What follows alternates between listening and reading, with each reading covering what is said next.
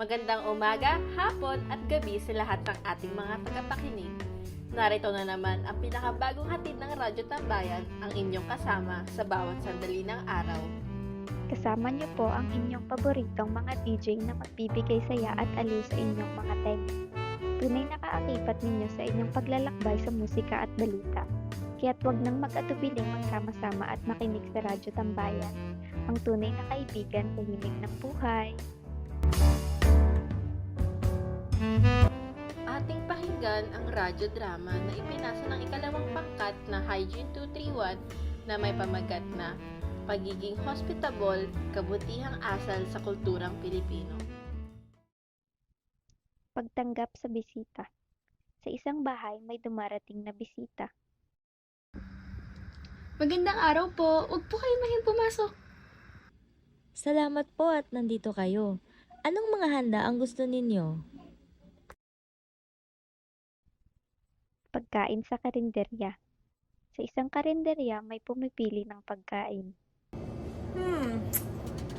Ano ang masarap dito? Di pa ako nakakatikim ng lutong adobo eh. Subukan mo itong adobong ito. Totoong lutong at masarap. Sa isang paaralan, may mag-aaral na tinuturuan ang isa't isa. Ganito ang paraan kung paano gawin ang eksperimento. Maraming salamat. Napakabuti mong kagrupo. Pagtulong sa panahon ng sakuna. Sa isang barangay may nagkakalakasang ulan. Tulungan nating ilikas ang mga gamit sa mas mataas na lugar. Mga evacuation center tayo na maaaring magbigay lunas sa mga apektado.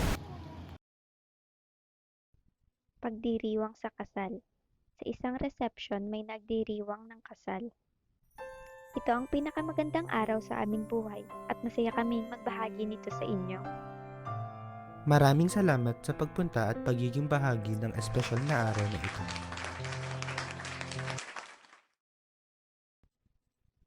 Pagkakaroon ng pagdiriwang sa komunidad. Sa isang barangay may isang malaking kapihan. Ang pagtitipon na ito ay nagpapakita kung gaano tayo ang magkakasama bilang isang komunidad. Tama! At sa pagtutulungan natin, mas malalampasan natin ang anumang pagsubok. Pagwawakas.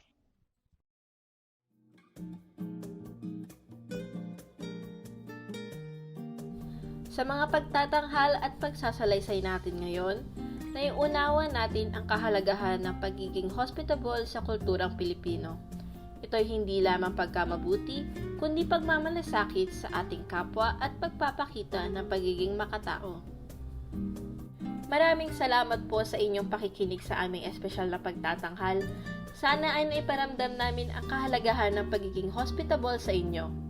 Ang kabutihang asal na ito ay patuloy na nagpapalakas sa ating kulturang Pilipino at pagkakakilanlan bilang mga Pilipino. Ito ang inyong lingkod at tagapagsalaysay, nagpapaalam para sa araw na ito, na puno ng malasakit at pagkakaisa. At ito'y nagtatapos na sa isa pang makulay na pag-ikot ng buhay at pagmamahal. Ang pagiging hospitable ay patuloy na nagpapalakas sa ating pagkakakilanlan bilang mga Pilipino. Huwag nating kalimutan ang halaga ng pagkakaroon ng malasakit sa kapwa.